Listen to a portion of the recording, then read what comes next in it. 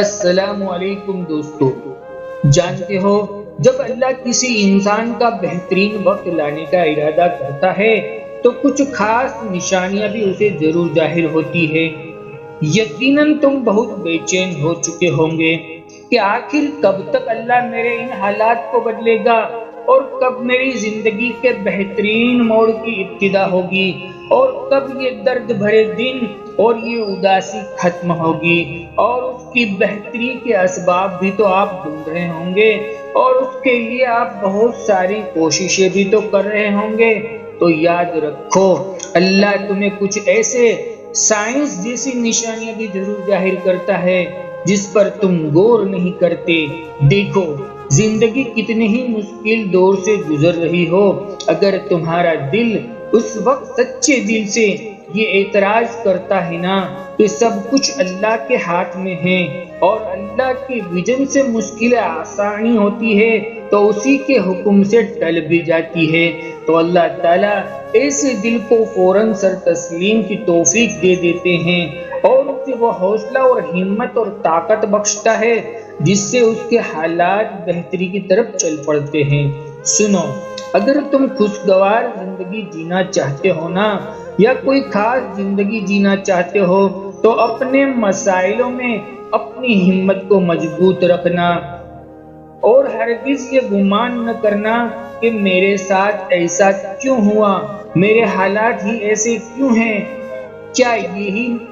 میں ہی مل گیا تھا، فلاں کی زندگی میں ایسا کیوں نہیں، فلاں کی زندگی میں اتنے مسائل کیوں نہیں۔ یاد رکھنا، عام لوگوں کو اللہ نے اس مقام کے لیے یوز ہی نہیں کیا جو تمہیں دینا چاہتا ہے، کیونکہ تم کسی بڑی چیز کے لیے بنے ہو، کسی بڑی منزل کے لیے بنے ہو جس کو تم پریشانی سمجھتے ہو نا،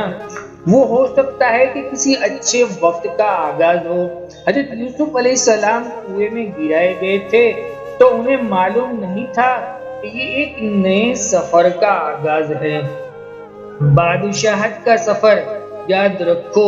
جہاں ایک دور ختم ہوتا ہے نا، وہیں سے دوسرے دور کا آغاز ہوتا ہے۔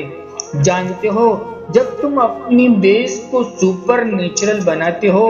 اور اپنے بیسک سٹرکچر کے اندر یہ چیزیں لاتے ہو نا کہ اللہ ہی سنبھال لے گا،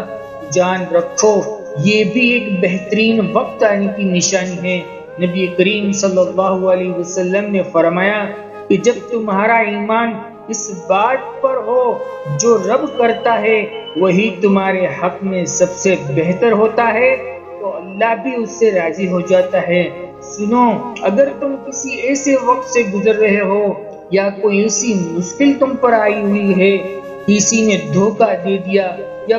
کوئی دکھ دے رہا ہے، یا جو چیز تم چاہتے ہو وہ تمہیں نہیں مل پا رہی، یا تم کیسی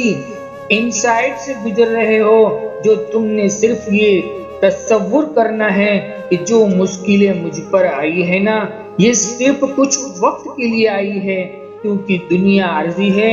تو مشکلات بھی عارضی ہے، لہذا تم غم اور دکھوں میں خود کی ایسی حالت ہرگز نہ کیا کرو جیسے ایک لنگر جہاز موجوں کے ساتھ بہتا چلا جاتا ہے اور کہیں کراڑ نہیں پکڑ سکتا۔ تمہیں تو یقین ہونا چاہیے کہ آندھی ہو یا طوفان، تمہارا رب تمہیں کنارے تک لے ہی جائے گا۔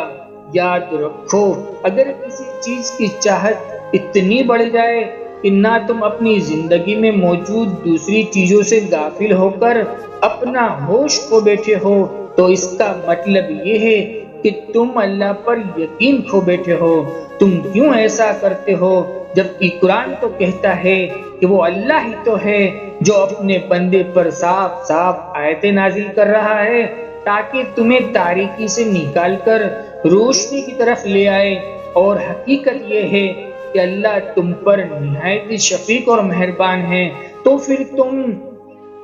دور کر لو اپنے دل سے ہر طرح کے شک کو اور ہر طرح کے غم کو اور مایوسی کو، کیونکہ اللہ تعالیٰ تمہیں کمزور نہیں بلکہ طاقتور بنانا چاہتا ہے۔ جانتے ہو، بہترین وقت شروع ہونے کی سب سے بڑی نشانی تو یہ ہے کہ جب تم اپنے سینے سے اس غم کو بھی جگہ دیتے ہو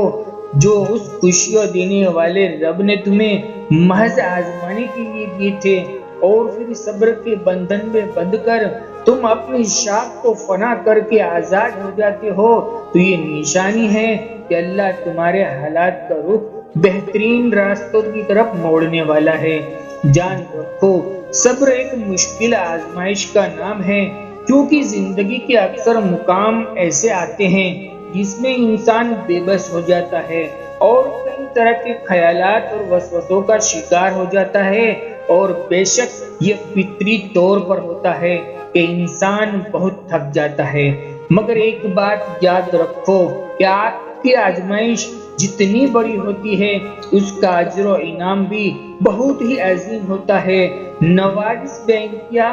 اللہ ایسے نوازتے ہیں کہ بندے خوشیاں نہیں سمجھ پاتے، اور ایسے معجزہ کی طرف راستے کھل جاتے ہیں کہ انسان اسے دیکھ کر حیران رہ جاتے ہیں۔ یاد رکھو، حضرت یوسف اور ایوب علیہ السلام کی آزمائش طویل چلی تھی، لیکن آخر اللہ نے اس کو وہ انعامات اور اعزاز عطا کیے جو ہمارے دل کے امتحان کے لیے کافی ہے۔ اور رب تو اس چیز سے بھی باخبر ہے کہ میرے بندے دل اور ایمان کے بہت کمزور ہے۔ جانتے ہو، اللہ تو مسلسل انسان کو یہ یاد دہانی کرواتا ہے کہ وہ ان چیزوں کی فکر نہ لے جو اس کے اختیار سے باہر ہے، اور ان کا خوف نہ کھائے جن چیزوں کے بارے میں وہ مسلسل سوچتا رہتا ہے۔ اللہ فرماتا ہے کہ اپنی سوچوں کو اندیشوں سے پاک رکھو، میں ہر چیز پر قدرت رکھتا ہوں۔ سنو، تم غموں پر مستعد نہ ہو، بلکہ خود کو ضبط کرنے کا عادی بنا لو، تو اللہ بھی تمہیں وہ طاقت عطا فرمائے گا جو تمہارے بہترین وقت کو شروع کرنے کا سبب بنے گا، اور پھر تمہیں وہ سب عطا ہوگا جو تم نے کاتب تقدیر سے مانگا ہوا ہے۔ اللہ تمہاری چاہتوں کے سارے خزانے تمہاری جھولی سے بھر دے گا جس کے تم منتظر ہو۔ وہ رحمان بہتر کو بھی بہترین کر کے نواز دے گا، وہ تمہارے غموں کے اس سفر کو خوشیوں کی منزل بنا دے گا انشاءاللہ۔ اور ساتھ ہی میں ان تمام دوستوں کے لیے بہت دل سے دعا گو ہوں جنہوں نے مجھے کومنٹ میں دعا کی ریکویسٹ کی ہے۔ اللہ تعالیٰ ان کی زندگی میں اتنی خوشیاں عطا کر دے کہ یہ دل پھر کبھی کسی دکھ کا شکار نہ ہو۔ اللہ تعالیٰ آپ کی مانگی ایک ایک دعا پر اپنا کن فرما دے، آمین۔ دوستو، ویڈیو سے آپ کو کچھ بھی دلی سکون محسوس ہوا ہو تو ایک لائک یا کومنٹ کر کے ضرور بتا دینا، ہماری حوصلہ افزائی کے لیے۔ جزاک اللہ۔